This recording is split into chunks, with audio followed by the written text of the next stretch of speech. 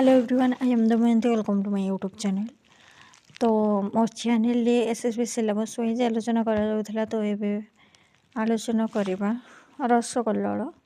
जो जो छंद गुड़िक आम एसएसबी सिलेबस अच्छी से गुड़िक केवल आलोचना करा तो आम द्वितीय छंद अच्छी एठारे आम श्रीकृष्ण जन्म विषय वर्णना करा राग चखी चखी राग रचना कराई। यह चारिपद विशिष्ट। यह 1 2 आउ 29 अक्षर पाद आ 9टी अक्षर और चतुर्थ पादरे 13टी अक्षर रहे। यार प्रथम द्वितीय पद 29 अक्षर 3 रे जो अक्षर तार कोटी अक्षर रही चक्षी रागर गोटे नियम यहाँ छंद को विश्लेषण कर बुझल छंदे कोटी अक्षर संख्या के चक्षी राग अनुसार जेहतु रचित होती तेणुक प्रथम के अक्षर द्वितीय से अनुसार लिखाई है आउ रसकल्लोल गोटे भल नियम कौन जान रसकल्लोल भल नियम हूँ क अक्षर आरंभ कर आहे साधु जन माने एक ध्यान कर्ण दे कमल नयन कथा को करी कलुष संघात उपरे करी संघात संशय न कर कालदंड व्यथा कर आहे साधु जन माने मन एक ध्यान है कर्ण दे कमल नयन कथा को करी कलुष संघात उपरे करी संघात संशय न कर कालदंड व्यथा से कहते हे साधुजन माने कर आहे आस तुम्हें मन को एक ध्यान कर आ कर्ण दे कमल नयन कथा को शुण कमल नयन हूँ कृष्ण है कथा कमल नयन कमल परी नयन थी तो कमल नयन बोली कहुच्छे कथा को तुम्हें श्रवण कर कान करी कलुष घात है करी कलुष करी काल करी कलुष कलुष संघात उपरे करी संघात संशय न कर कालदंड व्यथा है करी कलुष हूँ संघात कलिजुगे जो पापर समूह रही प्रहार किए करे ना ये कृष्णर नाम है पाप को ध्वंस विध्वंसित कर दिए विनाश कर दिए है सन्देह मनरू दूर जाओ से कहते ना कालदंड व्यथा जम दंड आउ पाइब ना से कहते कौन ना चलो मत से कहते कृष्णकर नाम ना कली जुगे बंचापी एकमात्र नाम हूँ कृष्णकर नाम आ कृष्णकर नाम नौ लोक काल अर्थात जम ताकू कौन करे ना किसी करें है कालदंड से मुक्ति पाए कहते आउ निर्भय तुम्हें आचरण विचरण कर कथा से कहते कवि कला करे अंधार प्राय है कला करे अंधार प्राय है जमी अंधार को जमी से दूर कर दिए कि कला कर चंद्र ठीक से ही परीक्षा कृष्णकर नाम ये पाप रूपक अंधार को से कौन प्रशमित करदेव है आलोक आलोकित कर से कहते कृष्ण कथा श्रवण में दूरित कृष्ण कथा श्रवण में पाप क्षय जाए से कहते दुख भी नाश कहते कौन उप कूड़े भारी होई धरणी सुंदरी विनय हो ब्रह्मा को आगे कहला कंस प्रताप देह होइला अति दुस्सह कि करी एबे कह बोली बहिला कुशक्षेत्र शुणी एक कथा कूड़े भारी होई धरणी सुंदरी कौन उप अर्थात राक्षस कूड़ जन्म नहीं किए कंस है से कौन उपकरण जन्म नहीं तो कंसर अत्याचार अन्याचार एत बढ़ीगला जे धरणी से असह्य हो पड़ा तार पाप भार को संभाली पारा ना विनय होगी से कहला कौटना ब्रह्मा निकट को कहला हे ब्रह्मा शुण कौन ना कंस दनुज पाप भार मैं असह्य हो पड़ी कंस प्रताप मोर देह असह्य हो पड़ी अति दुस्सह जना पड़ुचे कि करी बोली पचारि क्या ब्रह्मा निकट जाकि निवेदन करें कुशकेतु शुणिया कुशकेतु शुणिया कथा कुशकेतु हूँ ब्रह्मा एक कथा ब्रह्मा शुणी से कहले जाकि जगन्नाथ को अवनी व्यथा अवनी हूँ पृथ्वी देवा धरण सुंदरी व्यथा जाकि धरण सुंदरी क्या कहले जाकि कहले ब्रह्मा से कथा नहीं जगन्नाथ निकट को गले कंस अन्याचार एत बढ़ीगलानी तेणुक धरणी ह्रास हो पार ना उपयुक्त व्यवस्था कर कमल मुख कमला कंठ मोर कमला आज्ञा देले करुणा कटाक्ष अनाई किछि न विचार तुम्भे जदुकुल जय आंभे जात हेबु कंस प्राण घिनिमा पाई कर तुम्भे एबे गमन करने गप केरी आरंभर मन से कहते कमल मुखी कमला है कमल मुखी कमला कंठ मोरकत माला कमल मुखी कमला तो कंठ मोरकत माला कंठर कौन मोरकत माला बोका बड़ी कौन देखे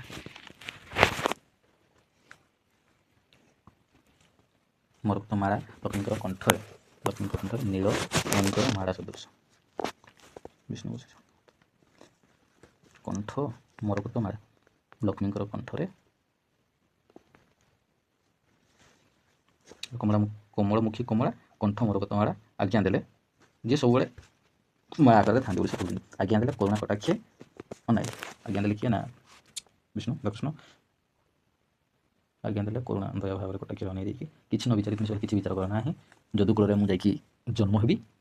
जात हूँ कंस प्राण नापी तेणुक तुम्हें ए शीघ्र चली जाओ मत कौन गप करने मोर मन बोली कहले विष्णु है यहाँ एमती क्वेश्चन आसो ये कमलमुखी कमला देती है कंठमल कमल ये कहार वर्णना है कृष्ण विष्णु जगन्नाथ एमती दब विष्णु ये ये हम विष्णु हे कमलमुखी कमला कमला लक्ष्मी ना लक्ष्मी ये आसो कंस प्रताप देह किए कुशकेतु ब्रह्मा जान ये कहुए कुशकेतु अवनी सुंदरी कथा शुणी क्या तार व्यथा जनइले क्या जनइले ଜଗନ୍ନାଥଙ୍କୁ ହେଲା ଜଗନ୍ନାଥ କେତେବେଳେ ବିଷ୍ଣୁ କେତେବେଳେ କୃଷ୍ଣ ଏମିତି ବିଷ୍ଣୁ ଆସିବ ହେଲା ଜଗନ୍ନାଥଙ୍କୁ ଜଣେଇଲେ ସେଠି କହିବୁନି ଯେ ସେଠି ଯାଇକି ଜଣେଇଲେ ବିଷ୍ଣୁକୁ ବୋଲି ଓକେ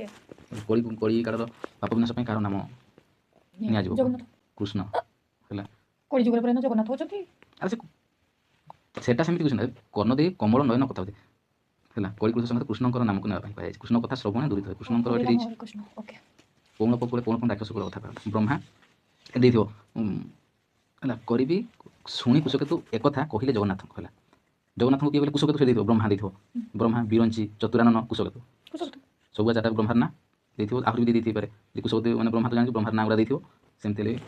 ସେଠି କୁଶକେତୁ ହିଁ ମିଳିବ ଯଦୁକୁଳେ ଯାଇ ଆମେ ସେ କ'ଣ କଲେ ନା ଧରଣୀ ରାଣୀର କଥା ଶୁଣିଲେ ଶୁଣିଲା ପରେ ଯାଇକି ସେ କହିଲେ କାହାକୁ ବ୍ରହ୍ମାକୁ ବ୍ରହ୍ମା ତାପରେ ଯାଇକି ବିଷ୍ଣୁ କାହାକୁ କହିଲେ ଜଗନ୍ନାଥଙ୍କୁ ଜଗନ୍ନାଥ ଉତ୍ତର ଦେଉଛନ୍ତି ହେଲା ବିଷ୍ଣୁ ତାପରେ କହିଲେ ଯେ ଆମେ ଯିବି ଜଳ କେଳି କରିବା ପାଇଁ ମୋର ଇଚ୍ଛା ବଳିଛି ଆଉ କଂସକୁ ମାରିବା ପାଇଁ ମୁଁ ଜନ୍ମ ନେବି କ'ଣ ଯଦୁବଂଶରେ କୃପା ସିନ୍ଧୁ ଆଜ୍ଞା ପାଇ ପରମ ଆନନ୍ଦ ହୋଇ ପଦ୍ମଜନୀ ପରବେଶ ହୋଇଲେ ପୁରେ କିଛି ଦିନ ଅନ୍ତେ ହରି କଟିକାମ ରୂପ ଧରି ରହିଲେ ଯାଇ ଦେବକୀ ଦେବୀ ଗର୍ଭରେ କେତେ ଦିନ ହୋଇଲେ ଜାତ କିଏ ବା କହିବ ତାହାଙ୍କ ଚରିତ ପରେ ଶଙ୍ଖ ଚକ୍ର ଧରି କଂସଠାରେ କ୍ରୋଧ କରି ବାଳକାମ ବୀର ବେଶ ଘରେ ପ୍ରକାଶ କଣ୍ଠେ କୌସ୍ତବ ମଣି କଟି ଶୋଷ ରଜିନୀ କରଣ ପ୍ରକାଶ ପାପ ଅନ୍ଧାର ନାଶ କୋଟି ତଟେ ପିତ୍ତବସନ କଳା ମେଘ କଳରେ ବିଜୁଳି ଆସନ ସେ କହୁଛନ୍ତି କୃପା ସିନ୍ଧୁଙ୍କର ଆଜ୍ଞା ଧରିକି ନା କୃପା ସିନ୍ଧୁ କିଏ ନା କିଏ ବିଷ୍ଣୁ ତାଙ୍କ ଆଜ୍ଞା ଘିନି ଗଲେ କିଏ ନା ଆଜ୍ଞା ଘିନି ଗଲେ ପଳେଇଲେ ବ୍ରହ୍ମା ତାପରେ ପଦ୍ମଜନୀ ସେ ନିଜେ ପ୍ରବେଶ ହେଲେ କେଉଁଠି ଯାଇକି ତାଙ୍କ ଗୃହରେ କି ପଦ୍ମଜନୀ ବ୍ରହ୍ମା ମଧ୍ୟ ପଳେଇଲେ କିଛି ଦିନ ପରେ କିଛି ଦିନ ଅନ୍ତେ ହେଉଛି ପରେ କ'ଣ କଲେ ବିଷ୍ଣୁ ଜନ୍ମ ନେଲେ ହେଲା କିଛି ଦିନ ପରେ କୋଟି କାମ ରୂପ କୋଟିଏ କନ୍ଦର୍ପର ଲାବଣ୍ୟକୁ ଧରିକି ଦେବକୀର ଗର୍ଭରେ ଯାଇକି ରହିଲେ କୃଷ୍ଣ କେତେ ଦିନ ହୋଇଲେ ତାପରେ ତା କେତେ ଦିନ ପରେ ଜନ୍ମ ନେଲେ କିଏ ବା କହିବ ତାଙ୍କର ଚରିତ୍ର ତାଙ୍କର ଲୀଳା ଚରିତ୍ର କିଏ ଏତେ ବର୍ଣ୍ଣନା କରିପାରିବ ପରେ ଶଙ୍ଖ ଚକ୍ର ଧରି ହାତରେ ଶଙ୍ଖ ଚକ୍ର ଧରି କଂସଠାରେ କ୍ରୋଧ କରିକି ସେ ଜନ୍ମ ନେଲେ ଶଙ୍ଖ ଚକ୍ର ଧରିକି ବାଳକାଣୁ ବୀରବେଶ ବାଳକ କାଳର ସେ ବୀରବେଶ ତାଙ୍କର ପ୍ରକଟିତ ହେଲା କଣ୍ଠେ କୌସ୍ତବମଣି କଣ୍ଠରେ ତାଙ୍କର କୌସ୍ତବମଣି ଥାଏ ହେଲା କୋଟି ଶଶଧର ଜିନି ସତେ ଯେମିତି ସେ କୌସ୍ତବମଣି କେମିତି ନା କୋଟିଏ ଶଶଧର ହେଉଛି କିଏ ଚନ୍ଦ୍ରକୁ ଯେମିତି ଅପମାନିତ କରି ପକାଉଛି ଜିତି ଯାଇଛି କରିଣ ପ୍ରକାଶ ପାପ ଅନ୍ଧାର ନାଶ ସେ ସତେ ଯେମିତି ସେ ଦେହର କୌସ୍ତବମଣି ଯେମିତି ପାପ ଅନ୍ଧାରକୁ ବିନାଶ କରିଦେଉଛି ସେଇ ତାର ଭ୍ରମ ଦେଖାଯାଉଛି କୋଟି ତଳେ ପିତ୍ତବସନ ତାଙ୍କର କୋଟି ତଳ ଅଣ୍ଟାରେ କ'ଣ ଅଛି ନା ପିତ୍ତବସନ ଅଛି ସେ ପିତ୍ତବସନ କେମିତି ପ୍ରତିନିଧିତ୍ୱ କରୁଛି ନା ସତେ ଯେମିତି କଳାମେଘରେ ବିଜୁଳି ମାରୁଛି କୃଷ୍ଣଙ୍କର ବର୍ଣ୍ଣ ହେଉଛି ସେମିତି କଳାମେଘ କୋଳରେ ସତେ ଯେମିତି ବିଜୁଳି ଖେଳି ଉଠୁଛି ଠିକ୍ ସେଇଭଳିଆ ପିତ୍ତବସନ କୃଷ୍ଣଙ୍କର ଦେହରେ ଥିବା କୋଟିରେ ଥିବା ପିତ୍ତବସନ କର୍ଣ୍ଣେ ମକର କୁଣ୍ଡଳ ଝଟକେ ଗଣ୍ଡମଣ୍ଡଳ ମସ୍ତକରେ ମଣିମୟ ମୁକୁର ସହେ କଳିତ ଲଳିତ ହୃଦ ଦେଶରେ ଶ୍ରୀବତ୍ସପାଦ ଭାବୁଗ୍ରାହୀନାଥ ଭକ୍ତ ଭାବରେ କହେ କଟିକା ମନିନ୍ଦେ ଶ୍ରୀଅଙ୍ଗ ପରେ କଙ୍କର ଚରଣେ ନୂପୁର ସଙ୍ଗ କରି ରୂପ ଦର୍ଶନ କଲେ ସ୍ତୁତି ନିବେଦନ ଜନକ ଜନନୀ ଅତି ଆଶ୍ଚର୍ଯ୍ୟ ହୋଇ କହୁ କହୁ ମାୟା କରି ସେ ରୂପ ସଂହାରି ହରି ବାଳ ମୁକୁନ୍ଦ ମୂରତି ହୋଇଲେ ଗୋସାଇଁ କଂସର ଯେତେକ ପ୍ରହରୀ କାଳ ନିଦ୍ରାରେ ଚେତନା ନାହିଁ କାହାରି କଲା କାଳେ କନ୍ୟାଦାନ ବସୁଦେବ ଉଗ୍ରସେନ କୌତୁକେ କଂସ ରଥ ବାହୁଜେ ଥିଲା କମଳ ଗଭୀର ବାଣୀ ଆକାଶମଣ୍ଡଳ ଶୁଣି ଭଗ୍ନି ଭିଣେଇଙ୍କୁ ନେଇ ଶଙ୍କଳି ଦେଲା କାଳେ ସେ ଚରଣ ଫିଟିଲା ସେ କହିଲେ କର୍ଣ୍ଣରେ ତାଙ୍କର ମକର କୁଣ୍ଡଳ ଥାଏ ମକର ହେଉଛି କ'ଣ କୁମ୍ଭୀର କୁଣ୍ଡଳ ରହିଛି ହେଲା କର୍ଣ୍ଣ ସେ ମକର କୁଣ୍ଡଳ ପିନ୍ଧନ୍ତି ଝଟକେ ଗଣ୍ଡମଣ୍ଡଳ ତାଙ୍କର ଗଣ୍ଡମଣ୍ଡଳ କୃଷ୍ଣ କର୍ଣ୍ଣେ ମକର କୁଣ୍ଡଳ ଝଟକେ ଗଣ୍ଡମଣ୍ଡଳ ମସ୍ତକରେ ମଣିମୟ ମୁକୁର ସହ ମସ୍ତକରେ କ'ଣ ମଣିମୟ ଥାଏ ସେଠି କ'ଣ ଥିଲା ସପ୍ତ ଗୋଟେ ଶାଖା ଥିଲା ସତେ ଯେମିତି କ'ଣ ଥିଲା ନା ସମୁଦ୍ରରେ ସତେ ଯେମିତି ସାତରେ ଯେମିତି ନିଆଁ ଲାଗିବାର ଭ୍ରମ ସୃଷ୍ଟି କରେ ଏଠି ମସ୍ତକରେ ମଣିମୟ ମୁକୁର ସହେ ହେଲା କଳିତ ଲଳିତ ହୃଦୟ ଦେଶରେ ଶ୍ରୀବତ୍ସ ପାଦ ତାଙ୍କର ହୃଦୟ ଦେଶରେ କ'ଣ ଶ୍ରୀବତ୍ସଙ୍କର ପାଦ ଚିହ୍ନ ଗଇଁଠା ମାରିଥିଲେ କିଏ କୃଷ୍ଣ କାହାକୁ ବିଷ୍ଣୁଙ୍କୁ ଗଇଁଠା ମାରିଥିଲେ ବିଷ୍ଣୁଙ୍କୁ ଗଇଁଠା ମାରିଥିଲେ ଶ୍ରୀବତ୍ସ ହେଲା ବ୍ରାହ୍ମଣ ସେ ଗଇଁଠା ମାରି ଦେଇଥିଲା ତ ପାଦରେ କ'ଣ ଅଛି ନା ଶ୍ରୀବତ୍ସର ପାଦ ଚିହ୍ନ ଆରେ ହଁ ସେ ତାର ହୃଦୟରେ ଶ୍ରୀବତ୍ସର ପାଦ ଚିହ୍ନ ଭାବଗ୍ରାହୀ ନାଥ ଭକ୍ତ ଭାବରେ କହେ ତେଣୁକରି କୋଟି କାମ ନିନ୍ଦେ ଶ୍ରୀ କୋଟିଏ କାମ ନିନ୍ଦା କରୁଛି ଶ୍ରୀଅଙ୍ଗ କରେ ହାତରେ କଙ୍କଣ ଚରଣେ ନୂପୁର ହାତରେ କଙ୍କଣ ପିନ୍ଧିଛନ୍ତି ଆଉ ଯେଉଁ ପାଦରେ ନୂପୁର ପିନ୍ଧିଛନ୍ତି କରି ରୂପ ଦର୍ଶନ କଲେ ସ୍ତୁତି ନିବେଦନ ଜନକ ଜନନୀ ଅତି ଆଶ୍ଚର୍ଯ୍ୟ ଏଇ କରିୟର ପ୍ରଦର୍ଶନ ରୂପକୁ ଦର୍ଶନ କରି ଏଇଟା କେଉଁଠି ହେଇଛି ନା ଏ ରୂପକୁ ଦର୍ଶନ କଲେ ତାପରେ ବୀରବେଶ ସେ ପ୍ରକାଶ କରୁଛନ୍ତି ହେଲା ରହିଲେ ଯାଇ ଦେବକୀ ଗର୍ଭରେ କେତେ ଦିନ ହେବା ତାଙ୍କର ଚରିତ ଯେତେବେଳେ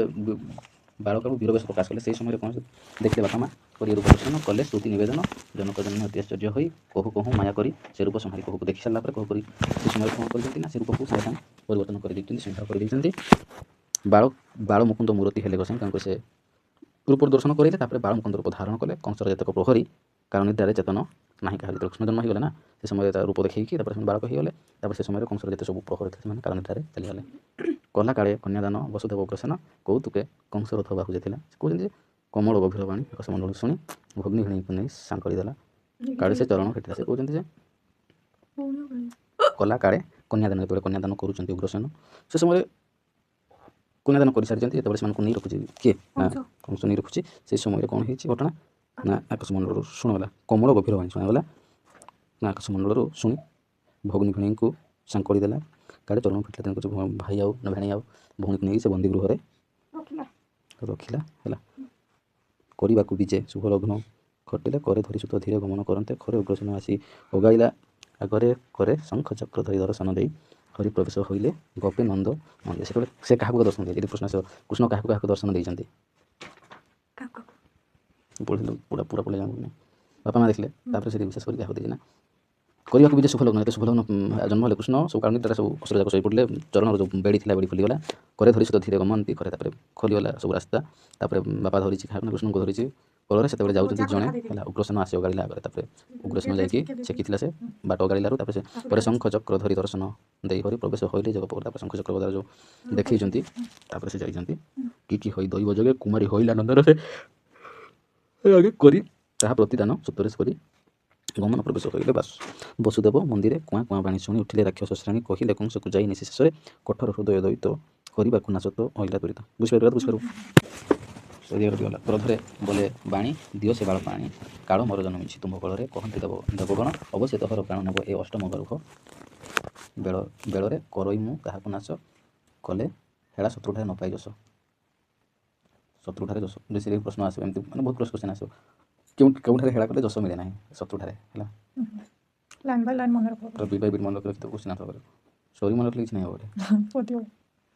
ଦେବଗଣ ଏଠି କ୍ୱେଶ୍ଚନ୍ ଆସିବ ଯେ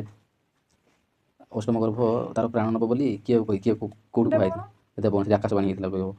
କିନ୍ତୁ ଏ ଲାଇନ୍ରେ ଦେବଗଣ ଅଛି ଦେବଗଣ ମାରିବ କର ଯୋଡ଼ି ବସୁଦେବ ବୋଇଲେ ଶୁଣ ହେ ଦେବ କୁମର ନୁହଁ ଏ ହୋଇଛି କୁମାରୀ କରୁଣା ହୃଦୟ ହୁଅ ମୋତେ ସେ ଦୁହିତା ଦିଅ ବିଚାରି ତୁମ୍ଭର ଏ ନହେ ବୈରୀ ବୈମାନ ସେଠୁ କଲେ ହିଁ ଅନେକ ଯତନ କଳା ଧଳା କରିବାକୁ କେହବା ଭାଜନ କର୍ପୂର ଚନ୍ଦନ ଦେଇ ଲସୁନ ରୋପିଲେ ନେଇ କେତେବେଳ ନ ଛାଡ଼ଇ କୁଷ୍ଠିତ ବାସନା କୁଟିଳ ଦୁଷ୍ଟ ନାସ୍ତିକ ମହାପାପୀ ଅବିବେକ ଲୋକଙ୍କ ସ୍ୱଭାବ ସେହି ପ୍ରକାର ସିନା ଏଇଟା କାହାକୁ କୁହାଯାଇଛି ନା ସେ ରାକ୍ଷସ କଂସର ଉଦ୍ଦେଶ୍ୟ କର୍ପୂର ଚନ୍ଦନ ଦେଇ ଲସୁଣ ରୋପିଲେ ନେଇ କେତେବେଳେ ନ ଛାଡ଼ଇ କୁଷ୍ଠିତ ଏଠି କାହା କଂସଙ୍କୁ ରସୁଣ କଥା କୁହାଯାଉଛି ହେଲା ଯଦି କର୍ପୂର ଚନ୍ଦନ ଦେଇକି ଯଦି ରସୁଣକୁ ନେଇକି ଲଗେଇବ ତଥାପି କ'ଣ ହେବ ନା କୁଷ୍ଠିତ ବାସନାଟା ରସୁଣ ବାସନା ହେବନି ଠିକ୍ ସେଇଭଳିଆ ଯେ କୁଟିଳ କପଟ ଦୁଷ୍ଟ ଆଉ ନାସ୍ତିକ ମୂର୍ଖ ମହାପାପୀ ଅବିବେକୀ କଂସକୁ ଏ ଲୋକକୁ ଏଇଭଳି ଲୋକକୁ କ'ଣ ନା କେତେ ତୁମେ ବୁଝେଇବ ସବୁ ବ୍ୟର୍ଥ ବୋଲି ସେ କହୁଛି କୋକିଳ ବଚନ ମଧୁର କରଇ ବିଯୋଗୀ ଜନ ମନ ବିଧୁର କହୁଛି ଯେ କୋକିଳ ଅର୍ଥାତ୍ କୋଇଲର ବଚନଟା ସିନା ମଧୁର ହେଇଥାଏ ସକଳ ଜନଙ୍କର ଭଲ ଶୁଣାଯାଏ କିନ୍ତୁ ଯେଉଁମାନେ ପ୍ରେମ କରୁଥିବେ ହେଲା ବୁଝିଲୁ ବିଯୋଗୀ ଜନ ମାନେ ସେମାନେ ତାଙ୍କର କ'ଣ ହେଲା କୁହାଯାଏ ସବୁ ଭଲ ବିଚ୍ଛେଦ ହେଲା ବ୍ରେକଅପ୍ ହେଇଯାଇଥିବ ଯେଉଁମାନଙ୍କର ଯଦି କୋଇଲିର ତାନ ଶୁଣାଯାଏ ତାହେଲେ କର୍କଶ ନୁହଁ ସେ କୋଇଲିର ଧ୍ୱନି ସେ 5 ପ୍ରକାର ଧ୍ୱନି ସୃଷ୍ଟି କରେ କହିଲେ ହେଲା ଧ୍ୱନି ସୃଷ୍ଟି କରେ ତ ସେ ଧ୍ୱନି ମଧ୍ୟରୁ ବିଯୋଗୀ ଲୋକଙ୍କୁ ହୃଦୟରେ ତାଡ଼ନା ସୃଷ୍ଟି କରେ ବୋଲି ସେ କହୁଛି କଲା ମନରେ ବିଚାର ବିଷ୍ଣୁମୟ ଅଗୋଚର କାମିନୀ ରୂପେ ମାଇଛି ବୈଲୋଚନ କରିଛି ଶିବକୁ ଯାହା କର୍ଣ୍ଣେ ଶୁଣିଅଛି ତାହା କେମନ୍ତ ମୁଁ ଏହାକୁ କରିବି ମୋଚନ କାତ୍ୟାୟନୀ ଯୁବତୀ ହୋଇ କୌଣ ଉପକୂଳକୁ ସେ କି କରିନାହିଁ ସେ କହୁଛନ୍ତି ଯେ ଏ ଝିଅ କହିଲେ ମୁଁ ଛାଡ଼ିବି ନାହିଁ ବୋଲି ସେ କହୁଛି କି ନା କାମିନୀ ରୂପରେ ନାରୀ ରୂପରେ କ'ଣ ବୈଲୋଚନ ବୀରକୁ ନିଜର ସ୍ତ୍ରୀ ରୂପ ଧରିକିନା ବିଷ୍ଣୁ କ'ଣ କରିଥିଲା ତାକୁ ମାରି ଦେଇଥିଲା ତେଣୁକରି ଆଉ କଥା ଶୁଣିଛି କ'ଣ କହୁଛି ନା ଶିବ ଯାହା କରିଛି ଶିବକୁ କରିଛି ଯେମିତି କାତ୍ୟାୟନୀ ଯୁବତୀ ଆସିକି ଶିବକୁ ଯାହା କରିଛି କାଳି କଥା ହେଲା ସେ କାଳି ଦେଇଥିବ କାଳି ମାରିବନି କାତ୍ୟାୟନୀ ଦେଇଥିବ କାତ୍ୟାୟନୀ ଆରେ ଶିବ କିଏ ମାରିଥିଲା କାଳି ଦେଇକି ଆସିବ ସେ କେମନ୍ତ ଏହାକୁ କରିବି ମୋଚନ କାତ୍ୟାୟନୀ ଯୁବତୀ ହୋଇ ନା ଏଇଟା ବୋଧେ ଶିବକୁ ଯାହା କାମିନୀରୁ ମାରିଯିବ କରିଛି ଶିବକୁ ଯାହା କରିଛି ଶୁଣିଛି ତାହା କେମନ୍ତ ମୁଁ କରିବି ମୋଚନ ହେଲା ଶିବଟା ଶିବର କାଳି ହେବ ହେଲା ଏଇଟା ଦେଇନାହିଁ କିନ୍ତୁ କାତ୍ୟାୟନୀ ରୂପେ ସେ କୋଉ ଉପକୂଳକୁ ଯେଉଁ ଅସୁର କୂଳକୁ ଯାହା ସବୁ ନାରଖାର କରିଛି ମୁଁ ଜାଣିଛି ବୋଲି ସେ କହୁଛି ପରେ ଧରି କୁମାରୀକି କଚାଡ଼ନ୍ତେ ଶିଳେ ଟେକି ଆକାଶ ମଣ୍ଡଳେ ଦେବି ଯାଇ ରହିଲେ କାରଣ ନଥାଇ ମୋତେ କପୋଜେ କଲୁ ତୋ ଚିତେ କାଳେ କାଳକୁ ଦେଖିବୁ ଏତେ ବୋଇଲେ କହି ହେଲେ ଅନ୍ତର୍ହିତ ସେ ତାପରେ ସେ ଛୋଟକୁ କ'ଣ କଲା ଧରିକି ନେଇକି ଯେଉଁ ଶିଳାରେ ସେ ଛୋଟ ଶିଶୁମାନଙ୍କୁ ବଧ କରୁଥିଲା ସେଇଠି ନେଇକି ସେ କଚାଡ଼ିବା ବା ସମୟରେ ଆକାଶ ମଣ୍ଡଳକୁ ଦେବି ଚାଲିଗଲେ ଛୁଟିଗଲେ ହେଲା ସେ ମୋତେ କାରଣ ନଥାଏ ମୋତେ ମାରିବା ପାଇଁ ଚେଷ୍ଟା କରିଛୁ କପ କରିକି ଆଉ କାଳେ କାଳକୁ ଦେଖିବୁ ବୋଲି କାଳେ ତୋ ମୃତ୍ୟୁକୁ ଦେଖିବୁ ବୋଲି ତୁ ହୁସିଆର ହେଇଯାଇଛୁ ଆଗ ବୋଲି ସେ କହୁଛି କହି ସେ ଅନ୍ତର୍ହିତ ହୋଇଗଲେ ତାପରେ ଅନ୍ତର୍ହିତ ହେବା ସମୟରେ କ'ଣ ହେଲା ନା କଂସର ମଥା କୁରାଳ ଚକ୍ର ପ୍ରାୟ ଘୁରିଗଲା ହେଲା ମଥା ତାର ମୁଣ୍ଡରେ କୁରାଳ ଚକ୍ର ହେଉଛି ଯେମିତି କୁରାଳ ଚକ୍ର ହେଉଛି କୁମ୍ଭାର ଏମିତି ଚକ ବୁଲାଇ ହାଣ୍ଡି ଗଢ଼େଇଲା ବେଳକୁ ଠିକ୍ ସେଇଭଳିଆ ତାର ମଥା ଅଧିକ ଭ୍ରମିଛି ବୁଲି ଯାଇଛି କଲା ପୁଣିକୁ ବିଚାର କେସି ଅଘ ଅକାଶୁର ଶକଟା ତୃଣାବର୍ତ୍ତକ ପୁତଣା ଡାକି କରିବ ତୁମ୍ଭେ ଏତେକ କ'ଣ ପୁଅ ଯେତେକ ମାରିବାକୁ ଯେ ଯାହାର ରହିବ ଟାକି କଂସାଜ୍ଞା ପାଇଣ ଦୂତେ କଲେ ବାଳକ ନାଶନ ଉପାୟ ଜିତେ ବିଭିନ୍ନ ପ୍ରକାର ସେ ବିଚାର ଆପଣେଇଛି ସବୁ କେସି ଅଘା ଅକାଶୁର ଶକଟା ତୃଣାବର୍ତ୍ତକ ପୁତଣା ବିଭିନ୍ନ ପ୍ରକାର ସବୁ ରାକ୍ଷସମାନଙ୍କୁ ଡାକିକି ଯେ ଉପରକୁ ଯିବ ସେ ସୂଚନା ଦେଇଦେଇଛି ଖେନା କଂସ ନାଇଁ ସେ ଆକାଶମଣ୍ଡଳ ଦେବୀ ଯେଉଁ ଭାଇକି ଗଲେ ସେ ସୂଚନା ଦେଇଛି ହେଲା ଜନ୍ମ ନେଇଛି ସେଇ ପାଖରେ ତ ସୂଚନା ଦେଲା ଏଠି ସେଇଟା ଲେଖା ହେଇନି ସୂଚନା ଦେଲା ପରେ ଯାଇକି ବିଭିନ୍ନ ପ୍ରକାର ସେମାନଙ୍କୁ ଡାକି ଯେ ତୁମେ ଗପପୁର ଯେତେ ସବୁ ଛୋଟ ଛୋଟ ଛୁଆମାନଙ୍କୁ ପାଇବ ସମସ୍ତଙ୍କୁ ମାରିଦେବ ବୋଲି ସମସ୍ତଙ୍କୁ ପଠେଇଛି। କମଳ ନୟନ ହରି ନନ୍ଦପୁରେ ବିଜେ କରି କଲ୍ୟାଣ ଉତ୍ସବ ଆନନ୍ଦ ଭିଆଣ କେତେଠାରେ କେତେ ଗୀତ କେତେ ରୂପେ ହୁଏ ନୃତ୍ୟ କହିବାକୁ ବଚନ କେଉ ବା ସିହାଣୀ କଲେ ସୁତ ଗୃହ ବିଧାନ କେ କହିବ ନନ୍ଦ ଦେଲେ ଯେତେ ପ୍ରଦାନ ସବୁ କମଳ ନୟନ ହରି କୃଷ୍ଣ କଣ ନନ୍ଦପୁରରେ ବିଜେ କରିକି ବିଭିନ୍ନ ପ୍ରକାର ଆନନ୍ଦ ଉତ୍ସବ ଭିଆଣ କଲେ ସୃଷ୍ଟି କଲେ କେତେଠାରେ କେତେ ଗୀତ ନାଚ ଉତ୍ସବ କେତେ ରୂପରେ ବିଭିନ୍ନ ପ୍ରକାରରେ ନୃତ୍ୟ ଗୀତରେ ଆନନ୍ଦ ଉତ୍ସବ ଲହରୀ ଖେଳିଥିଲା କୋଳି ନା ଗୋପପୁରରେ ତାହାର ଏଇ କୃଷ୍ଣଙ୍କର ଜନ୍ମ ଅବସରରେ କହିବାକୁ ବଚନ କିଏ ଅବସାନ ସେ କଥା କହିବା ପାଇଁ କିଏ ଧୁରନ୍ଧର ବା କିଏ ତ ବର୍ଣ୍ଣନା କରିପାରିବ ବୋଲି ସେ ଖୋଜନ୍ତି କଲେ ସୁତ ଗୃହ ବିଧାନ ସୁତ ଗୃହ ମାନେ ଯେଉଁ ସୁତକ ହେଲା ଯେଉଁ ଜନ୍ମ ହେଲା ପରେ ଯେଉଁ କାର୍ଯ୍ୟ ସବୁ କରାଯାଏ ସେସବୁ ବିଧାନ ମାନ କଲେ ତାପରେ ନନ୍ଦ ସେ ସମୟରେ କ'ଣ ବିଭିନ୍ନ ପ୍ରକାର ବହୁତ କିଛି ଦାନ ଦେଲେ ତାହା କହିବାର ପଟାନ୍ତର ନାହିଁ ବୋଲି କହୁଛନ୍ତି। କନକ ଦୀପ ଆବଳି ବେନି ପାଶରୁ ଜାଳି ଗୁରୁ ଚନ୍ଦ୍ରାଦପମାନେ ନେଇ ମଣ୍ଡିଲେ କର୍ପୂର ଚନ୍ଦନ ଛଡ଼ା ପକାଇ ଯେ ପୁରତରା କରଇ ଅଳକା ପୁରତରା ମଣ୍ଡିଲେ କନ୍ୟା ଖମ୍ବେ ଖଟାଇ ଦଳି କୁମାରଙ୍କୁ ଶୁଆଇ ଦେଲେ ହୁଡ଼ୁହୁଡ଼ି କାମପାଳ ଆଗେ ହୋଇ ଜନମି ଯେ ଥିଲେ ତହିଁ କ୍ରମେ ବେନି ଭାଇ ଯାଇ ହଇଲେ ସଙ୍ଗ ସେପରି କନକ ଦୀପାବଳି ଯେଉଁ କନକ କନକ ସୁନାର ଦୀପ ଯେଉଁ ଜାଳୁଛନ୍ତି ମାନେ ଜାଳିଲା ପରେ କଲରଟା କେମିତି ଆସୁଛି ହେଲା ସେଭଳି ସବୁ ବେନି ପାଶରୁ ଜାଳିଦେଲେ ସବୁ ଜନ୍ମ କୃଷ୍ଣ ହେଇଛନ୍ତି ମାନେ ଉତ୍ସବର ମାହୋଲଟା ହେଇଛି ହେଲା ଦୀପ ଚନ୍ଦ୍ର ଚାନ୍ଦୁଆ ଫାନ୍ଦୁଆ ସବୁ ଟାଙ୍ଗିକି ନେଇ ନନ୍ଦଙ୍କର ମନ୍ଦିର ଉପରେ ସୁସଜ୍ଜିତ ହେଇଛି କର୍ପୂର ଚନ୍ଦନ ଛଡ଼ା ପକାଇ ସେ ପୁର ସେ ଘରଟା ତାଙ୍କର ସୁନ୍ଦର ତରା ଦେଖାଯାଉଛି କରାଇ ଅଳକାପୁରର ତରା ମଣ୍ଡିଲେ ଅଳକାପୁର ଯେମିତି ଦେଖାଯାଏ ଠିକ୍ ତଦନୁରୂପ ଭାବରେ ନନ୍ଦଙ୍କର ମନ୍ଦିର ବା ଘର ଆଜି ଅଳକାପୁରକୁ ପ୍ରତିନିଧିତ୍ୱ କରୁଛି ହେଲା କନ୍ୟା ଖମ୍ବେ ଖଟାଇ ଦଳି କୁମାରଙ୍କୁ ଶୁଆଇ ଦେଲେ କନ୍ୟା ଖମ୍ବେ ଅର୍ଥାତ୍ କନ୍ୟା ଯେଉଁ ଛୁଆଟା ଏଠି ଜନ୍ମ ହେଇଥିଲେ ତାକୁ ନେଇଗଲେ କଂସ ପୁରକୁ ନା ସେଇ କିଣା ହେଇଥିଲା ସେଇ ଖଟରେ ସେଇଠି ତାକୁ ଶୁଆଇ ଦେଲେ କୁମାରଙ୍କୁ ଶୁଆଇ ଦେଲେ ହୁଡ଼ୁହୁଡ଼ି କୃଷ୍ଣଙ୍କୁ ଶୁଆଇ ଦେଇକି ହୁଡ଼ୁହୁଡ଼ି ଦେଲେ କାମପାଳ ଆଗ ହୋଇ ଜନ୍ମ ସେଥିରେ ତ ହିଁ ଯାଇ ହଇଲେ କାମପାଳ ହେଉଛି କି ବଳରାମ ହେଲା କାମପାଳ ହେଉଛି ବଳରାମ ସେ ଆଗରୁ ଜନ୍ମିଥିଲେ ସେଠି ତ ସେ ପାଖରେ ଦୁଇ ଭାଇ ତେଣିକି ଧୀରେ ଧୀରେ ବଡ଼ ହେବା ପାଇଁ ଲାଗିଲେ ହେଲା କାଳିନ୍ଦୀ ସୁର ସରିତ ହଇଲା ପ୍ରାୟ ଏକ ତ କମ ନିୟତି ସେ କଳା ଧଳା ଶ୍ରୀଙ୍କର କାଳିନ୍ଦୀ ଆଉ ସୁର ସରିତ ହଇଲା ପ୍ରାୟ ଏକ ତ ଯେମିତି କାଳିନ୍ଦୀ ରଜଳ ଆଉ ସରିତ ଥାଏ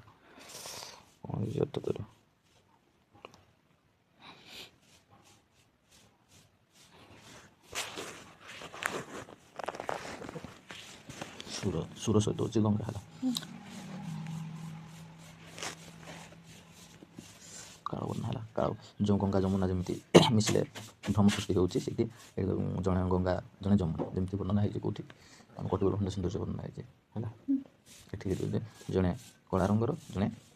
ଧଳା ରଙ୍ଗର କିଏ ବଳରାମ ଆଉ କଳା ରଙ୍ଗର ହେଉଛନ୍ତି କୃଷ୍ଣ ହେଲା କାଳିନ୍ଦୀ ସୁର ସରିତ ହଇଲେ ପ୍ରାୟ ଏକତ୍ୱ ମିଶିଲା ପରେ କମନିଅନ୍ତି ସେ କଳା ଧଳା ଶ୍ରୀଅଙ୍ଗ ଦେଖାଯାଉଛି କରିବାକୁ କଳୁଷ ନାଶ ଯେଉଁ କଳୁଷ ହେଉଛି ପାପ ନାଶ କରିବା ପାଇଁ କଲା ବିହି ମନେ ବେନି ତୀର୍ଥ କଳୁଷ ଏ ପାପକୁ ନାଶ କରିବା ପାଇଁ କାଳିନ୍ଦୀ ଆଉ ଗଙ୍ଗା ଆଉ ଯମୁନା ନଦୀ ସ୍ରୋତ ଯେମିତି ଧରାପୃଷ୍ଠରେ ଅବତୀର୍ଣ୍ଣ ହୋଇଛନ୍ତି ଠିକ୍ ସେହିପରି ଭାବରେ କଳିକାଳରେ କ'ଣ ନା କଳୁଷକୁ ନାଶ କରିବା ପାଇଁ ଓ ତାର ଅଧର୍ମକୁ ପରାଜିତ କରିବା ପାଇଁ କେଉଁଠି ମୋତେ ଅନୁରୋଧ ଦୁଇ ଭାଇ ଜନ୍ମ ନେଇଛନ୍ତି ବୋଲି କହୁଛନ୍ତି ହେଲା ଆଉ ବି କ'ଣ କହୁଛନ୍ତି ନା ଏଇ ଯେଉଁ ତୀର୍ଥଟା କେଉଁଠି ଇଏ ହେଇଛି ନା ନନ୍ଦଘର ତୀର୍ଥ ହେଇଛି ଗଙ୍ଗା ଯମୁନାକୁ ମଣିଷମାନେ ପାପ ଧୋଇବା ପାଇଁ ଯାଆନ୍ତି ଗୋଡ଼ ପକାଇବା ପାଇଁ ତେଣୁକରି ଯେହେତୁ ଗଙ୍ଗା ଯମୁନାର ଯେହେତୁ ତୁଳନା କରାଯାଇଛି ଏମାନଙ୍କୁ କୃଷ୍ଣ ରାମଙ୍କୁ ତେଣୁକରି ଏଇଟା ତ ସକଳ ତୀର୍ଥସ୍ଥଳୀ କି ନାହିଁ ବୋଲି ସେଇଟା ସେ କହୁଛନ୍ତି କରିବାକୁ କଳୁଷ ନାଶ ଲୋକମାନେ ଯେଉଁ ଭକ୍ତମାନେ କଳୁଷ ନାଶ କରିବା ପାଇଁ କଲେ ବି ହେଇକି ଭଗବାନ ସୃଷ୍ଟି କରିଛନ୍ତି ସତେ ଦୁଇଟା ତୀର୍ଥ ଏଇ ପବିତ୍ର ସ୍ଥାନ ତୀର୍ଥ ଜଳେ କଲେ ସ୍ନାନ ତୀର୍ଥ ନାମରେ ନାନା ଦୁରିତ ନାଶ କୈବଲ୍ୟ ଲୋଭି ହେଳେ ନ ପଡ଼ି ଜଠର ଜଳେ ବୈକୁଣ୍ଠ ବସେ ବୈକୁଣ୍ଠ ସନ୍ତୋଷ କରି ଏ ତୀର୍ଥ କୀର୍ତ୍ତନ କରୁଥାଏ ଦିନ କୃଷ୍ଣ ଦିନ ନର୍ତ୍ତନ ସେ କହୁଛନ୍ତି କରଇ ପବିତ୍ର ସ୍ଥାନ ହେଇଯାଇଛି ତୀର୍ଥ ଜଳେ କଲେ ସ୍ନାନ ତୀର୍ଥ ଜଳରେ ଯଦି ସ୍ନାନ କଲେ ପବିତ୍ର ହୁଅନ୍ତି ମଣିଷମାନେ ବୋଲି ସେ କହୁଛନ୍ତି ଆଉ ଯଦି ଏ ତୀର୍ଥ ରୂପକ ନାମରେ ନାନା ଦୁରିତ ନାଶ ଏ ତୀର୍ଥକୁ ଯଦି ନାମ ବି ନବ ନିଆଯାଏ ତେବେ ବିଭିନ୍ନ ପ୍ରକାରର ଦୁଃଖ ବା ପାପ କ୍ଷୟ ହୋଇଯାଏ ବୋଲି କହୁଛନ୍ତି କୈବଲ୍ୟ ଲୋଭି ହେଳେ ନ ପଡ଼ି ଜଠରେ ଜଳେ ବୈକୁଣ୍ଠେ ବସି ବୈଷ୍ଣବ ବୈକୁଣ୍ଠ ସନ୍ତୋଷ କରି ଏହି ତୀର୍ଥ କୀର୍ତ୍ତନ ସେ ଯଦି ଆମେ ନାମ ନେବା କ'ଣ ନା କୈବଲ୍ୟ ଲୋଭି ହେଳେ କୈବଲ୍ୟ ଲାଭ କରିବା ହେଲା ନ ପଡ଼ି ଜଠର ଜଳେ ମାନେ ଆଉ ଯେଉଁ ଆମର ପୁନର୍ଜନ୍ମର ଚକ୍ର ଅଛି ହେଲା ଯେଉଁଟା ସେଇ ପୁନର୍ଜନ୍ମର ଚକ୍ର ସେଇ ଜଠ ହେଉଛି ପେଟ ତ ଗର୍ଭରେ ସ୍ଥାନିତ ହୁଅନ୍ତି ତ ଏଇ ଯେଉଁ ବାରମ୍ବାର ପୁନର୍ଚକ୍ର ଜନ୍ମର ଅଛି ସେଇଠୁ ମୁକ୍ତି ମିଳିଯିବ ବୋଲି କହୁଛନ୍ତି। କେଉଁଠି ତାର ଅଛି ନା ବୈକୁଣ୍ଠେ ବସି ବୈକୁଣ୍ଠ ସନ୍ତୋଷ ଲାଭ କରୁ। ବୈକୁଣ୍ଠ ଅର୍ଥାତ୍ ଯେତେବେଳେ ପୁନର୍ଜନ୍ମରୁ ମୁକ୍ତି ଲାଭ ପାଇଯାଏ ଆତ୍ମା, ସେତେବେଳେ କେଉଁଠି ନା ବିଷ୍ଣୁଙ୍କର ଶରୀରରେ ଲୀନ ହୋଇଯାଏ ଆତ୍ମା ହେଲା। ପୁନର୍ଜନ୍ମରୁ ସେ ମୁକ୍ତି ପାଇଲେ କରି ଏହି ତୀର୍ଥ କୀର୍ତ୍ତନ, ଏଇ ତୀର୍ଥକୁ କୀର୍ତ୍ତନ କରୁଛନ୍ତି କିଏ ନା ଦୀନକୃଷ୍ଣ ଦାସ। ସେତେବେଳେ କରୁଥାଏ ଦୀନକୃଷ୍ଣ ଦୀନ ନୂତନ ସେ ନାମକୁ କୀର୍ତ୍ତନ କରୁଥାଏ ଆଉ ନାଚୁଥାନ୍ତି ହେଲା। ସରିଲା।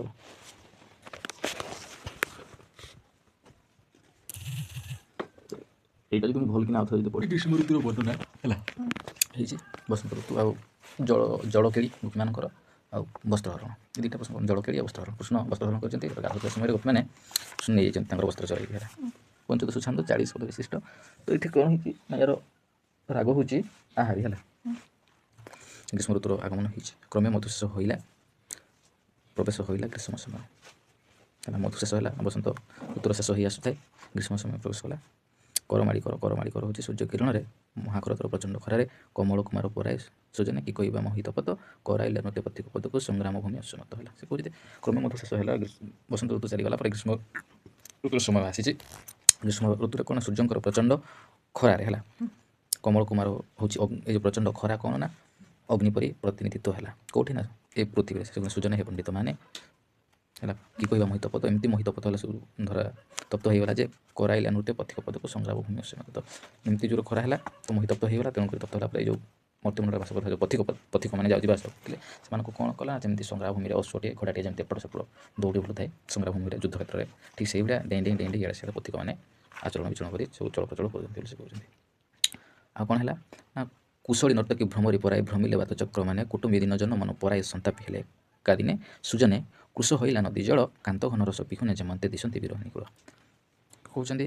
କୁଶଳ ନର୍ତ୍ତକୀ ଭ୍ରମରୀ ପରାଏ ଭ୍ରମିଲେ ବାତ ଚକ୍ରମାନେ। ତ କ'ଣ ହେଇଛି ନା ଏଇଠି କୁଶଳୀ ନର୍ତ୍ତକୀ କିଏ ନା ଯେମିତି ବାଉଁଶରାଣୀ ଯେମିତି ଖେଳେ ବାଉଁଶ ଦୌଡ଼ିରେ ସେ ଏପଟେ ସେପଟେ ଦୌଡ଼ିରେ ଯାଏ କୁଶଳୀ ମାନେ ଦକ୍ଷଶୀଳ। ତ ସେଇଭଳିଆ କ'ଣ ବାତ ଚକ୍ର ମାନେ ଯେଉଁ ଖଣ୍ଡିଆ ଭୂତ ଗ୍ରୀଷ୍ମ ସମୟରେ ଏପଟ ସେପଟ ସବୁ ଉଡ଼ି ବୁଲିଲେ ହେଲା। ତାପରେ କ'ଣ ହେଲା ଆହୁରି ନା କୁଟୁମ୍ବୀ ଦିନ ଜନ ଦରିଦ୍ର ଲୋକ କିନ୍ତୁ ତାର ପରିବାର ବହୁତ ବଡ଼ ସେଇମାନଙ୍କର ମନ ଦୁଃଖରେ ଜର୍ଜରିତ ହୋଇ ଉଠିଲା। ଆଉ କ'ଣ ହେଲା କୃଷ ହୋଇଲା ନଦୀ ଜଳ ନଦୀର ଜଳ ସବୁ ଶୁଖିଗଲା କାନ୍ତ ଘନରସ ବିହୁନେ ଯେମନ୍ତ ଦିଶନ୍ତି ବିରହଣୀ କୂଳ। କାନ୍ତ ଘନରସ ଯେଉଁ ବର୍ଷା ଅଭାବରେ ଯେମିତି ପୃଥିବୀର ଅବସ୍ଥା ଠିକ୍ ସେହିପରିକା ତ ପ୍ରେମର ବିହୁନେ ଯେମିତି ନାରୀମାନେ ବିରହରେ ଜର୍ଜରିତ ହୋଇ ଉଠନ୍ତି ହେଲା। ତ ବର୍ଷା କାନ୍ତ ହେଉଛି କାନ୍ତ ଘନରସ ହେଉଛି ଯଦି ଆକାଶ ହେଉଛି କ'ଣ ସ୍ୱାମୀ ପୃଥିବୀ ହେଉଛି କ'ଣ ଇଏ ହେଉଛି ପ୍ରେମିକା ପ୍ରେମିକା। ତ ସେ ବର୍ଷା ଜଳ ଦେଲେ ଯେଉଁ ବର୍ଷା ଜଳ ଦିଏ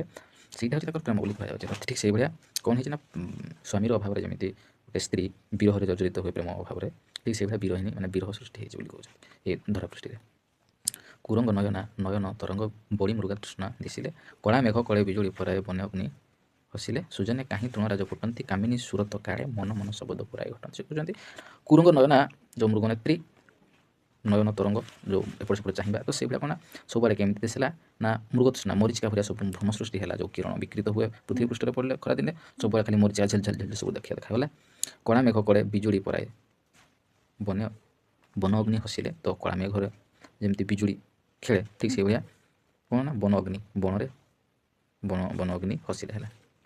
ସୁଜନେ କାହିଁ ତୃଣରାଜ ଫୁଟନ୍ତି ତୃଣରାଜ ହେଉଛି ବାଉଁଶ ତ ବାଉଁଶ ଫୁଟିଲେ କେମିତି ନା କାମିନୀ ସୁରତ କାଳେ ମନ ଶବ୍ଦ ପରାଏ ଘଟନ୍ତି। ଯେତେବେଳେ ପୁରୁଷ ଓ ନାରୀର ମିଳନ ହୁଏ ଠିକ୍ ସେହିପରିକା ଯେଉଁ ପ୍ରେମର ସମ୍ଭାଷଣ ସେମାନଙ୍କ ମଧ୍ୟରେ ଉଭୟ ମଧ୍ୟରେ ଚାଲିଥାଏ ତ ସେହିପରିକା କିଏ ଏଠି ସୃଷ୍ଟି କରୁଛି ନା ତୃଣରାଜ।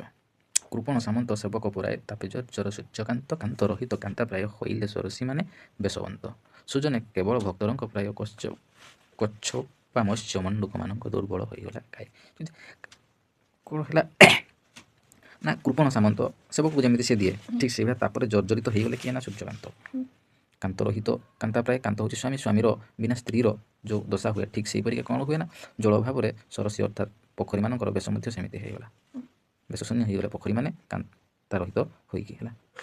ସୁଜନେ କେବଳ ଭକ୍ତରଙ୍କ ପ୍ରାୟ କଚ୍ଛପା ମତ୍ସ୍ୟ ମଣ୍ଡୁକମାନଙ୍କର ଦୁର୍ବଳ ହେଲା। କଚ୍ଛପ ମାଛ ହେଲା ବେଙ୍ଗମାନଙ୍କର ପାଣି ଜଳର ଅଭାବରେ କ'ଣ ହେଲା ନା ଦେହ ଦୁର୍ବଳ ହୋଇଗଲା ହେଲା। କମଳ ବିରହେ କରିବର ରହେ ମହାଗହନ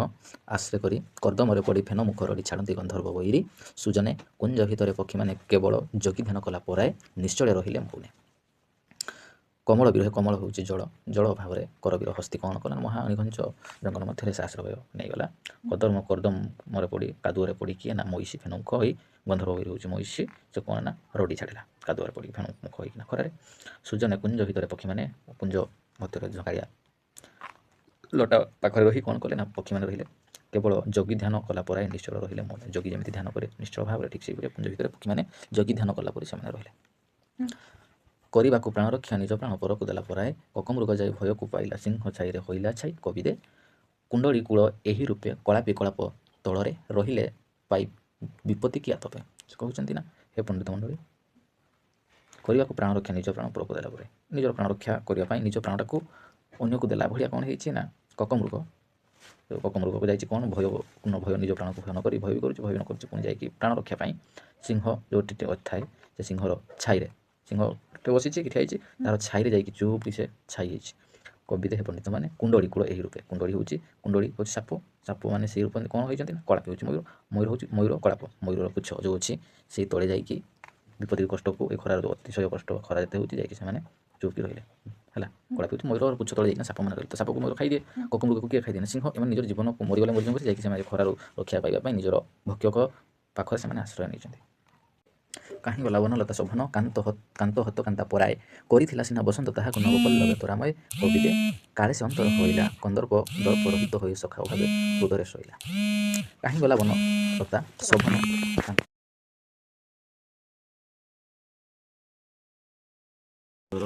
ସୁନ୍ଦର ବି ଚାଲିଗଲା କାନ୍ତ ହତ କାନ୍ତା ପରାଏ ସ୍ୱାମୀ ମରିଯାଇଥିବା ସ୍ତ୍ରୀଟିଏ ଯେମିତି ବିଧବା ହେଇଯାଇଥାଏ ଠିକ୍ ସେହିପରି ଭାବରେ କ'ଣ ହେଇଛି ନା ବସନ୍ତ ଋତୁ ଚାଲିଯିବା ପରେ କ'ଣ ହେଇଛି ନା ଗ୍ରୀଷ୍ମ ଋତୁର ଆଗମନ ସମୟରେ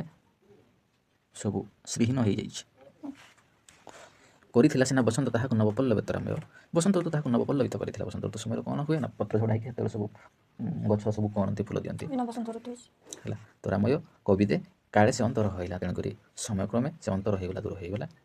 କନ୍ଦର୍ପ ଦର୍ପ ରହିତ ହୋଇ ସଖା ଅଭାବେ ହୃଦୟରେ ଶୋଇଲା କୁଞ୍ଜେ କୁଞ୍ଜେ ବସି ଝିଙ୍କାରି ଡାକିଲେ କାମ କେଳି ବାଟ ପଡ଼ିଲା କୁସୁମ କାଣ୍ଡ ମଣ୍ଡି ହୋଇ ଅର୍ଜୁନ ବିଯୋଗୀ ହୃଦୟରେ ତାଡ଼ିଲା କବିଦେ କେଉଁ ପଥିକ ତାପ ବଳେ କରନ୍ତେ ଗମନ ଶ୍ରମ ପାଇଯାଏ ବସନ୍ତି ବହୁ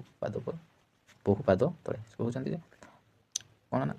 ଦର୍ପ ଆଜି ଭାଙ୍ଗି ଯାଇଛି କାହାର ନା କନ୍ଦର୍ପର କାରଣ ତାର ସାଙ୍ଗ ନାହିଁ କି ତାର ସାଙ୍ଗ ହେଉଛି ବସନ୍ତ ତେଣୁକରି ସେ ଯାଇକି ହୃଦୟ କନ୍ଦରରେ ଚୁପ୍ ଶୋଇ ପଡ଼ିଲା କୁଞ୍ଜେ କୁଞ୍ଜେ ବସି ଝିଙ୍କାରି ଡାକିଲେ କୁଞ୍ଜରେ ବିଭିନ୍ନ କୁଞ୍ଜରେ ଝିଙ୍କାରି ସବୁ ଝିଙ୍କାରି ଡାକିଲେ କ'ଣ କାମ କେଳି ବାଟ ପଡ଼ିଲା କାମ କେଳି ଶୃଙ୍ଗାର ରସ କଥା କୁହାଯାଉଛି ତ ଏଇଠି କ'ଣ ନା ବାଟ ପଡ଼ିଲା ମାନେ ଆଉ କାମ କେଳି ହେଇପାରିଲା ନାହିଁ ବସନ୍ତ ଋତୁରେ ହୁଏ କିନ୍ତୁ ଗ୍ରୀଷ୍ମରେ ହେଇପାରିଲାନି କୁଞ୍ଜେ କୁଞ୍ଜେ ବନ୍ଦ ହେଇଗଲା ସବୁ କୁସୁମ କାଣ୍ଡ ମଣ୍ଡି ଅର୍ଜୁନ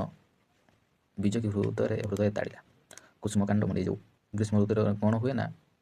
କୁସୁମ କାଣ୍ଡ ମଣ୍ଡେ କୁସୁମ ହେଉଛି ଫୁଲ କାଣ୍ଡ ମଣ୍ଡେ କିଏ ନା ଅର୍ଜୁନ ଗଛ ସିଏ ଫୁଲ ହୁଏ ସେତେବେଳେ କ'ଣ ଫୁଲ ଦିଏ ତ ଏଇ ଦୃଶ୍ୟ ଯେତେବେଳେ ଜଣେ ବିଯୋଗୀ ଅର୍ଥାତ୍ ବିରହୀ ପ୍ରେମ କରୁଥିବ କିନ୍ତୁ ବିଚ୍ଛେଦ ହେଇଯାଇଥିବ ତ ସେଇ ଲୋକମାନଙ୍କୁ କ'ଣ ନା ତାଡ଼ନ ପରେ ବିରହ ସୃଷ୍ଟି କରିଥାଏ ଏଇ ଅର୍ଜୁନ ଗଛକୁ ଦେଖିଲେ ବିରହ ସୃଷ୍ଟି ହେଇଥାଏ କବିଦେ କେଉଁ ପଥିକ ତାପ ବଳେ ସେ ପଣ୍ଡିତ କେଉଁ ପଥିକ ତାପ ବଳେ ଏ ଖରାର ଯେଉଁ ଏତେ ଯେଉଁ ତାପ ହେଉଥିବ ଥକି ଯାଇ ସେ କ'ଣ କରନ୍ତେ ଗମନ ଶ୍ରମ ପାଇଁ ଯେଉଁ ଏପଟ ସେପଟ ଯାଇଥିବା ଯେଉଁ ଶ୍ରମ ପାଇଥିବ କଷ୍ଟ ପାଇଥିବ ତାକୁ ଲାଘବ କରିବା ପାଇଁ ବହୁ ପାଦ ତଳେ ହେଲା ଯେଉଁ ବରଗଛ ବହୁ ପାଦ ହେଉଛି ବରଗଛ ତଳେ ଯାଇକି କିଏ ନା ବାଟୋଇମାନେ ଆଶ୍ରୟ ନେଇଥାନ୍ତି କୃପଣ ଧନ ସଞ୍ଚିଲା ପ୍ରାୟ ମଧୁ ସଞ୍ଚିଲେ ମଧୁକର ମାନେ କେଜଳ ଛତ୍ର ପବିତ୍ର ମାନ ଦେଲେ ବ୍ରାହ୍ମଣ କରେ ସ୍ଥାନେ ସ୍ଥାନେ ସୁଜନେ କେଉଁ ଈଶ୍ୱର ଅନୁଗ୍ରହୀ କର୍ପୂର ଚନ୍ଦନ ଅଙ୍ଗେ ବଢ଼ି ହୋଇ ଧରାମଣ୍ଡିତ ପୁରେ ରହି କେ ଗୀତ କବିତ୍ୱ ବେଣୁ ବୀଣା ନୃତ୍ୟ ରଙ୍ଗେ ଦିନମାନ ହରନ୍ତି କେ ବସି ଏକାନ୍ତେ କାମିନୀ ସଙ୍ଗତେ ଚନ୍ଦନ ପିଚିକା ମାରନ୍ତି ସୁଜନେ କେ କରେ ନୌକା ବିହାର ସେ କହୁଛନ୍ତି ନା କର୍ପୂର ଚନ୍ଦନ ସବୁ ବଢ଼ି ହୋଇ ଧାରାମଣ୍ଡିତ ପୁରେ ରହି କ'ଣ ହେଉଛି ନା ଯେଉଁ ଖରା ଗ୍ରୀଷ୍ମ ଅବକାଶ ସମୟରେ ଯେଉଁ ପ୍ରଚଣ୍ଡ ରୌଦ୍ର ତାପରେ ଅତିଶୟ ପ୍ରକାଶ କରିଛନ୍ତି ଧରାରେ ଥିବା ଯେତେ ସବୁ ପ୍ରାଣୀ ବିଶେଷ କରି ମଣିଷମାନଙ୍କର ବି କଥା ଏଠି କୁହାଯାଉଛି ଆଉ ପ୍ରାଣୀମାନଙ୍କର କଥା କୁହାଯାଉଛି କ'ଣ ହେଲା ନା ମଣିଷମାନେ କ'ଣ କଲେ ଯେଉଁ ସେମାନେ କର୍ପୂର ଚନ୍ଦନ ସବୁ ଅଙ୍ଗ ଗୁଡ଼ାରେ ଲଗାଇଲେ ଦେହମାନଙ୍କରେ ଲଗାଇଲେ ଶୀତଳତା ଅନୁଭବ କରିବା ପାଇଁ ଏ ଗୀତ କବିତେ ବେଣୁ ବୀଣା ନୃତ୍ୟ ରଙ୍ଗେ ଦିନମାନ ହରନ୍ତି ପୁଣି କ'ଣ କରୁଛନ୍ତି ବେଣୁ ବୀଣା ବିଭିନ୍ନ ନୃତ୍ୟ ରଙ୍ଗରେ ଦିନ ଗୁଡ଼ାକ ଅତିବାହିତ କରୁଛନ୍ତି କେ ବସି ଏକାନ୍ତେ କାମିନୀ ସଙ୍ଗତେ ଚନ୍ଦନ ପିଚିକା ମାରନ୍ତି କିଏ ନିଜର ସ୍ତ୍ରୀକୁ ପାଖରେ ପାଇକି ସେମାନେ କ'ଣ ଚନ୍ଦନରେ ଲୋପନ କରାକରି ହେଉଛନ୍ତି ହେଲା ସୁଜନେ ଏ ପଣ୍ଡିତମାନେ କେ କରେ ନୌକା ବିହାର ଏଇ ଯେଉଁ ରୌଦ୍ରତାପରୁ ଉପଶମ ପାଇବା ପାଇଁ ସେ କ'ଣ କରୁଛନ୍ତି ଜଳ ମଧ୍ୟରେ ଯାଇକି ନୌକା ବିହାର କରିବା କଥା ସେ ହେଲା କେଶ୍ୱେଦ ଭୟରେ କରତଳୁ ତାଳ ବୃତ ନ କରଇ ବାହାର କେ ଦିନ ଶେଷରେ ଦିନ କର ତାପ ପାଇଁ ଜଳେ ବୁଡ଼ଇ କେମ ହାବିକଳେ ବସି ଶୀତ ସ୍ଥଳେ ଶୀତଳ ପବନ ଲଢ଼ଇ ସୁଜନେ କେତେ କହିବି ଏ ପ୍ରସଙ୍ଗ ସବୁ। ଯେ ଏଇସବୁ ଗ୍ରୀଷ୍ମ ଅବକାଶରେ ଯେଉଁ ସବୁ ଗ୍ରୀଷ୍ମର କ୍ଷୁଦ୍ର ତାପରେ ସେମାନେ ଉପଶମ ପାଇବା ପାଇଁ ଯେଉଁ କାର୍ଯ୍ୟମାନ କରୁଛନ୍ତି ହେଲା, ସେ ତାକୁ ବିବରଣୀ ଦେଇଛନ୍ତି।